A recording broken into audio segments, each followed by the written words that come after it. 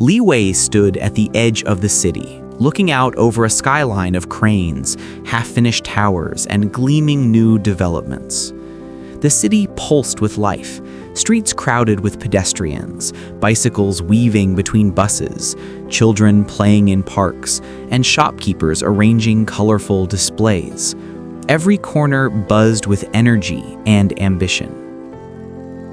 The city was young, ambitious, and expanding at a speed that seemed almost impossible. New apartment towers rose faster than families could move in. Roads stretched into neighborhoods that had barely existed a year ago. Parks were meticulously landscaped, fountains sparkled in the sunlight, and cafes overflowed with people eager to witness the city's growth. Li Wei knew the story behind this rapid expansion. Much of it was financed by local government borrowing. In China, local governments often take on large debts to fund infrastructure, construction, and public services. Banks lend money, investment vehicles are created, and land sales are leveraged to generate revenue. On the surface, it fuels growth. Beneath, it carries risk. He thought of the public projects he walked past daily. Bridges, apartment complexes, cultural centers. All were impressive, but all relied on funds that would have to be repaid eventually. The city's heartbeat depended not only on the people and businesses, but on the careful management of debt and the hope that growth would continue to cover obligations. At a bustling intersection, Li observed construction workers unloading materials. A foreman barked instructions, a crane swung slowly in the wind, and a young family crossed the street with their groceries. It was a scene of promise, but the balance was delicate. One missed payment, one delayed project, or one decline in revenue could ripple across the entire city. As Li walked deeper into the neighborhoods, he noticed small signs of strain, though few residents would have recognized them. Contractors occasionally murmured about delayed payments. Streetlights flickered in certain districts. Public notices mentioned temporary adjustments in services. These were subtle, almost invisible cracks in a city that otherwise shone brightly. But in the shadows of the skyscrapers, Li Wei understood that rapid urban growth often hides unseen fragility. Local government debt can fund remarkable achievements, but when stretched too far, it can create vulnerabilities. This city, full of life and ambition, was a prime example, dazzling on the surface, yet quietly balancing on the edge of financial strain. And Li Wei wondered, what would happen if the balance tipped? What would the city look like when the weight of promises, projects, and borrowed money collided with reality? For now, it was alive and vibrant, a city of promise. But he had learned that promise can be fragile. The city continued to buzz with life, but Li Wei began noticing small irregularities that hadn't been there before. Streetlights in one district flickered more often. Bus schedules were slightly off, leaving passengers waiting longer than usual. Construction crews paused mid-project, quietly debating which materials had been delivered and which had been delayed. At first, these were minor inconveniences. Citizens shrugged and carried on with their routines, but Li Wei knew better. These were the first cracks in a system stretched thin by the very growth that had made the city impressive. He overheard a foreman muttering to a worker, "The payment for last month hasn't arrived. They said it's coming, eventually."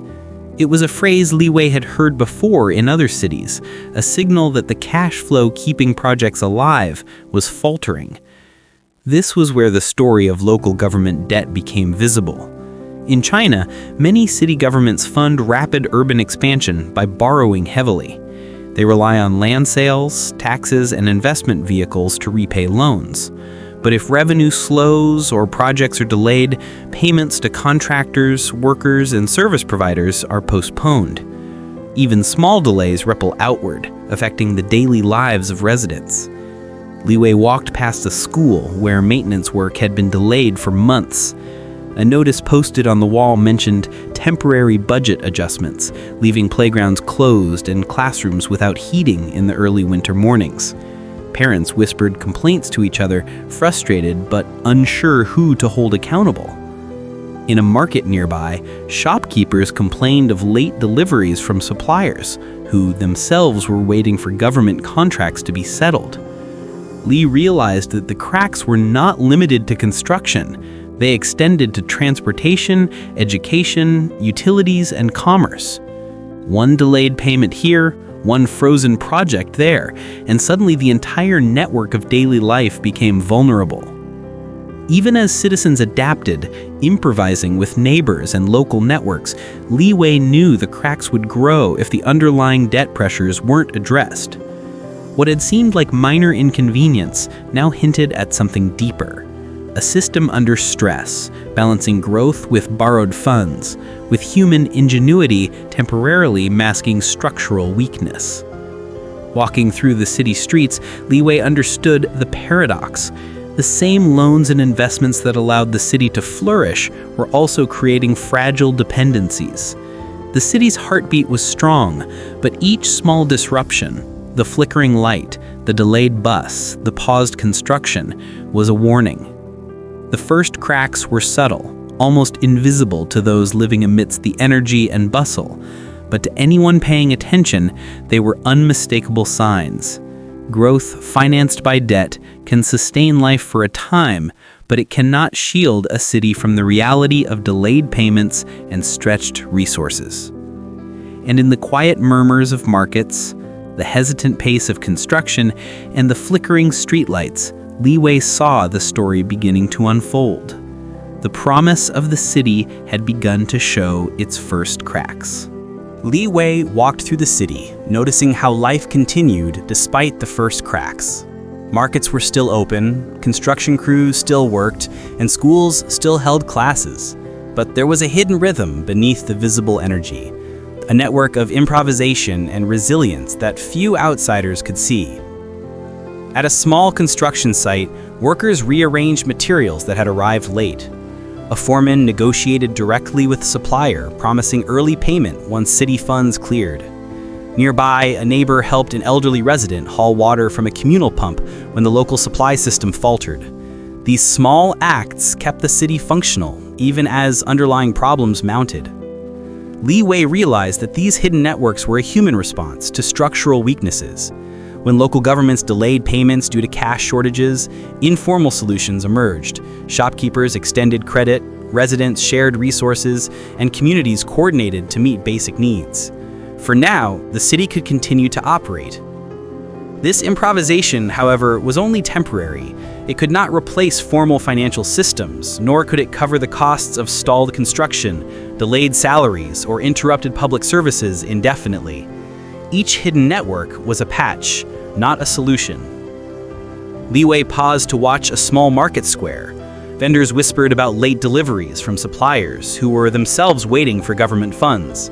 Shoppers exchanged tips on which businesses still accepted informal payment arrangements. The city's social fabric was adapting, but it was stretched thin, its resilience tested by delays and uncertainties caused by local government debt. In China, the reliance on borrowing to fund rapid urban growth means that delays are inevitable. Land sales or tax revenues may fluctuate, leaving officials with insufficient cash to meet obligations on time. When this happens, citizens often bear the burden directly. Delayed wages, postponed infrastructure, and interrupted public services. Yet, human ingenuity fills the gap, at least for a while. Li Wei moved past a half-finished apartment complex, noticing a worker quietly organizing the team to continue tasks that didn't require immediate materials. Nearby, children played in a park whose fountain had been shut down, improvising games that required no infrastructure at all. Life found a way to continue, even when the system faltered. These hidden networks were fragile, and Li Wei knew it. They were like threads woven over a hole in a dam, holding for now, but at risk of tearing if pressure increased. The cracks in the city's finances had begun, and human resilience was their first line of defense, but it was not enough to prevent the eventual consequences. As the sun set over the skyline, the cranes silhouetted against the fading light, Li Wei understood that the city's story was about more than growth and debt. It was about the delicate balance between formal structures and informal ingenuity, between ambition and human patience. The hidden networks could sustain life temporarily, but they could not stop the forces of strain from spreading. And in that delicate balance, Li Wei sensed the next chapter was already beginning to unfold. The whispers of tension that would soon grow louder. As days passed, the cracks in the city's foundation became harder to ignore. Li Wei noticed that casual conversations were changing. What had once been small complaints about flickering streetlights or delayed deliveries now carried a new edge. Rumors of withheld payments, frozen projects, and secret prioritizations by local officials.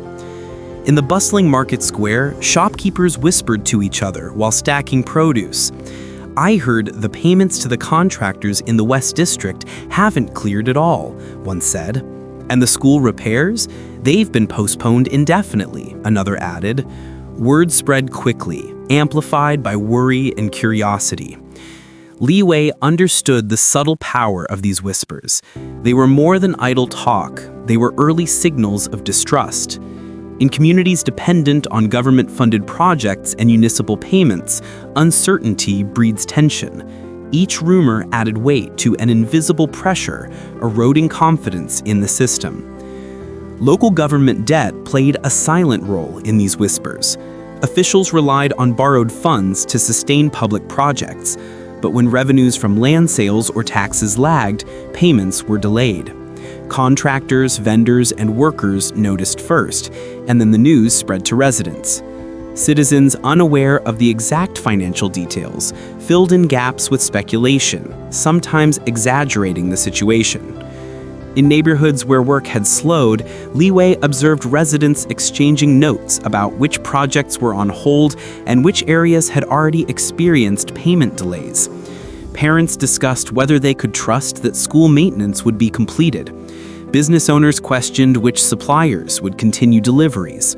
Even small uncertainties began affecting daily decisions. The whispers traveled along informal networks, the hidden connections Li Wei had observed before.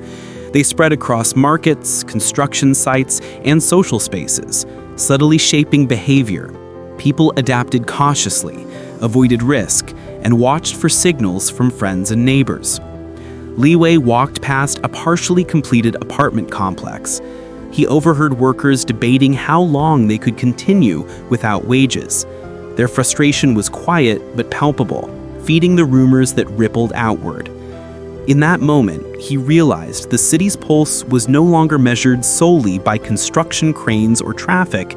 It was also measured by conversation, suspicion, and collective awareness. These rumors and whispers were not just noise. They were indicators of systemic stress. Local government debt was the underlying cause, but the social consequences, the erosion of trust, the hesitation, and the subtle tension were visible in every corner of the city. And as the sun dipped below the horizon, Li Wei knew that the whispers would not remain quiet forever. They were gathering strength, preparing the city for the next stage, visible friction, where delays and uncertainty would collide with human impatience and ambition. Li Wei noticed a change in the city's rhythm.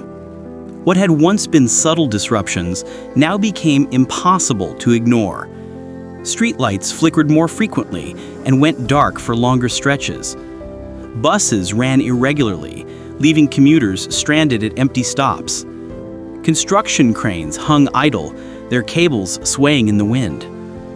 Even small businesses felt the strain.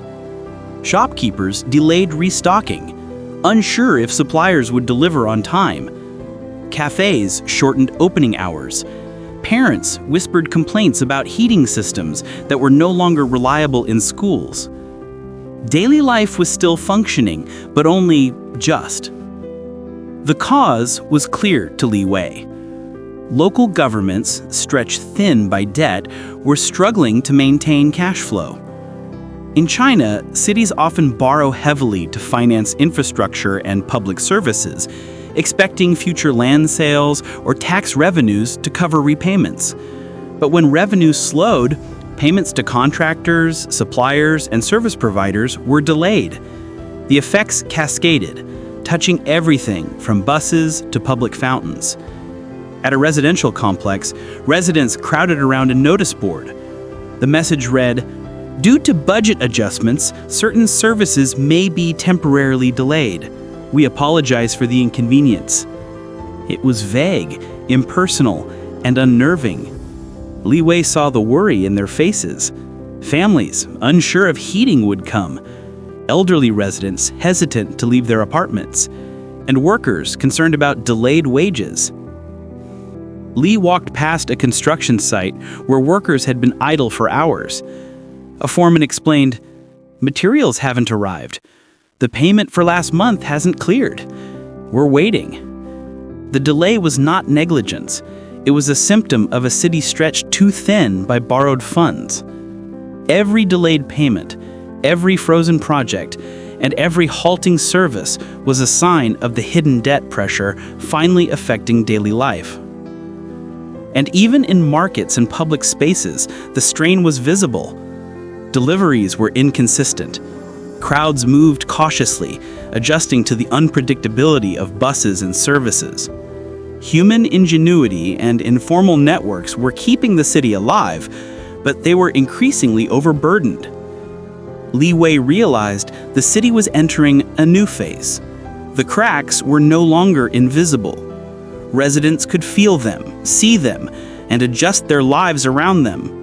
The city was powering down, not all at once, but in a gradual, cumulative way, a slow shift from reliable infrastructure to fragile improvisation. And as the sun set, Li Wei understood that this phase of strain was both a warning and a test. The city could continue like this for a time, but the momentum of delays, unpaid wages, and halted projects made it increasingly difficult for the systems and the people to sustain themselves. The tension was building, preparing the city for a tipping point that no one could ignore for long. The quiet strain of delayed payments and interrupted services had finally erupted into visible frustration. Li Wei walked through the central square and saw a crowd gathered around a municipal office, voices raised in protest. Residents demanded answers for unpaid wages, delayed public works, and halting services. At first, the confrontation was orderly. Questions, raised voices, and petitions, but as minutes passed, impatience grew. Shouts echoed through the streets, drawing more onlookers. Arguments flared over priorities, with some residents accusing officials of favoritism, while others pleaded for immediate action to restore basic services. Li Wei observed the subtle link between financial strain and social tension. Local governments in China often rely on debt and future revenues to fund projects. When payments are delayed, citizens and contractors feel the impact. The frustration that had been simmering quietly in whispers and informal networks now spilled into public spaces, a visible sign of systemic pressure. In nearby neighborhoods, smaller confrontations appeared almost simultaneously. Shopkeepers confronted suppliers over missed deliveries. Construction crews argued over unpaid wages. Even public transportation operators faced complaints from commuters stranded by irregular bus schedules. The social friction was spreading like a ripple through the city. Li Wei noted how the crowd interacted. People who had once been neighbors now eyed each other with suspicion. Cooperation existed, but it was fragile. Rumors about mismanaged funds and unpaid contractors fueled the tension. The link to debt pressures was implicit but unmistakable. Delayed government financing had tangible social consequences. Even as officials attempted to calm the situation, their words often fell short. The city's visible unrest reflected what Li Wei had seen in quieter corners. The hidden stress of financial imbalance now manifested in human impatience, mistrust, and conflict. By evening, the central square was no longer just a place of protest. It had become a barometer of the city's health. Each shout, each complaint, and each demand highlighted the human cost of delayed payments and strained municipal finances.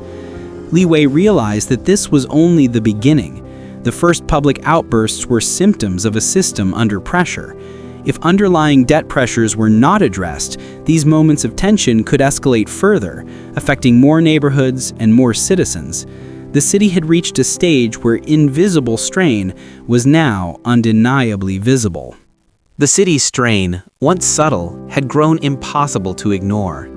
Li Wei walked past construction sites where cranes hung motionless in the wind. Workers idled with unpaid wages. In neighborhoods, streetlights remained dark, and buses stopped mid-route, leaving passengers stranded. It was no longer isolated disruptions. It was a cascading failure. The tipping point had arrived. Months of delayed payments, frozen projects, and stretched municipal resources collided. Small cracks had converged into a systemic crisis. Citizens who had adapted were now frustrated. Contractors and suppliers, once patient, demanded resolution. Public services faltered simultaneously, amplifying the sense of disorder. Li Wei watched the crowd gather in a central plaza. Protesters shouted over one another. Officials scrambled to respond, and workers walked off sites, frustrated by unpaid wages. Rumors of mismanaged funds and frozen budgets spread rapidly, further fueling tensions. The social and economic networks that had kept the city functioning were strained to the breaking point. The root cause, Li Wei knew, lay in local government debt. Cities often borrow heavily to finance rapid growth, assuming future revenues will cover repayments. But when revenue lags due to slower land sales, tax shortfalls, or stalled projects, payments to contractors and service providers are delayed. These financial pressures can cascade, affecting public services, infrastructure projects, and social trust. Across the city, similar scenes played out. A neighborhood market shut early because deliveries didn't arrive. A school canceled classes due to delayed maintenance. Public transportation operators reduced routes to match unpredictable resources. Everywhere, the friction between financial promises and human needs became painfully visible.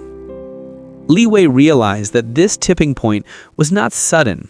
It had been approaching for months, hidden in whispers, flickering streetlights, and delayed payments. But now, it was undeniable. The city's balance, once sustained by informal networks and human ingenuity, had begun to fail. Yet even in this chaos, there were signs of resilience. Neighbors organized temporary solutions for stranded commuters. Shopkeepers pooled resources to keep markets open. Small acts of coordination and cooperation persisted, trying to bridge the gap left by delayed government payments. The tipping point, Li Wei understood, was both a warning and a moment of reckoning. The city's infrastructure, social networks, and governance were all interconnected. When financial strain reached a critical level, the consequences were felt everywhere: in idle cranes, darkened streets, frustrated citizens, and faltering services. As night fell, Li Wei walked past the skeletal towers, observing the city alive yet trembling. The tipping point had arrived, and the ripple effects would continue to unfold, challenging not just the systems of governance, but the very resilience of the people who called this city home. The city's fragile balance began to collapse. Li Wei walked through streets where halted construction, delayed deliveries, and broken services were no longer isolated incidents. They were the new normal. The cumulative effects of local government debt, delayed payments, and stretched resources were unraveling the systems that kept the city alive. Construction sites that had once been bustling were now silent, cranes frozen mid-air. Workers gathered in small groups, discussing unpaid wages and uncertain futures. Markets struggled to open. Deliveries were erratic, and shopkeepers voiced frustration over inconsistent supplies. Even basic utilities like water and heating were intermittent. Li Wei understood the cause. Local governments borrow heavily to fund ambitious projects, expecting land sales or future tax revenue to cover repayments. But when these projections fall short, the delays ripple outward, affecting every layer of the urban ecosystem. Contractors, vendors, schools, and families all experience the consequences directly. Social tensions intensified. In one neighborhood, residents confronted a local official over postponed payments for a community park renovation. In another, bus passengers argued with drivers over missed schedules. Rumors and whispers, once minor, had transformed into collective frustration as citizens realized the problem was systemic. Informal networks tried to compensate. Neighbors shared resources, workers coordinated alternative arrangements, and shopkeepers pooled supplies. These efforts kept the city functioning at a minimum level, but they were temporary solutions. The unraveling was not merely financial, it was social, logistical, and psychological. Li Wei noticed the subtle but pervasive effect on trust. Citizens no longer assumed that public projects would be completed on time, that services would be reliable, or that officials could manage resources effectively. Confidence in institutions eroded, replaced by cautious pragmatism and localized coping strategies. Even those who remained patient understood that the unraveling would have consequences beyond minor inconvenience. Delayed wages affected families. Stalled projects delayed housing. Reduced services strained daily routines. Each disruption compounded the next, creating a cascade of challenges tied to the underlying debt pressure. The city, once vibrant and growing, now seemed stretched thin. The infrastructure, the economy, and social trust, all interconnected, were strained to their limits. Li Wei walked along streets where the energy of ambition had been replaced by tension, frustration, and improvisation. And yet, amidst the unraveling, life continued. Citizens adapted where they could, but Li Wei knew this could only last so long. The ripple effects of local government debt were becoming unavoidable, shaping every decision, every interaction, and every expectation within the city. The city, once teetering on the edge, began to settle into a new rhythm. Not the vibrant pulse of promise, but a quieter, fragile cadence. Li Wei walked through streets where life continued, sustained by human ingenuity and local cooperation rather than formal systems alone. Construction crews had adapted to shortages by prioritizing tasks that required fewer materials. Shopkeepers pooled deliveries, sharing limited supplies to keep markets open. Neighbors organized informal childcare and coordinated access to communal heating. Small acts of coordination compensated for delayed government payments, holding the city together in the absence of fully functioning infrastructure. Li Wei noticed the resilience of the people. Children played in parks despite broken fountains. Workers devised rotating shifts to make the most of scarce resources. Even in dimly lit streets, residents guided each other safely through the city. These adaptations were evidence of human creativity, social cohesion, and the capacity to survive under pressure. Yet the adaptations were temporary. Li Wei understood that informal networks, while crucial, could not replace reliable funding or systemic solutions. Local government debt continued to strain resources. Until payments were made, projects completed, and services stabilized, the city's pulse would remain uneven. He passed a half-finished apartment complex. The foreman explained that workers were improvising to maintain progress without waiting for delayed material shipments. It's not ideal, but we keep moving or everything stops. Li Wei realized this phrase captured the essence of the city's survival. Forward motion fueled by human ingenuity in the face of structural fragility. In neighborhoods, the social fabric adapted as well. Informal markets emerged, barter systems appeared, and mutual aid networks became more organized. Trust shifted from formal institutions to local connections. The city's life depended less on top-down governance and more on the creativity and cooperation of its residents. Local government debt, Li Wei reflected, was the invisible force shaping these adaptations. Delayed payments, stalled projects, and budget shortfalls forced citizens and businesses to develop resilience, improvisation, and mutual support.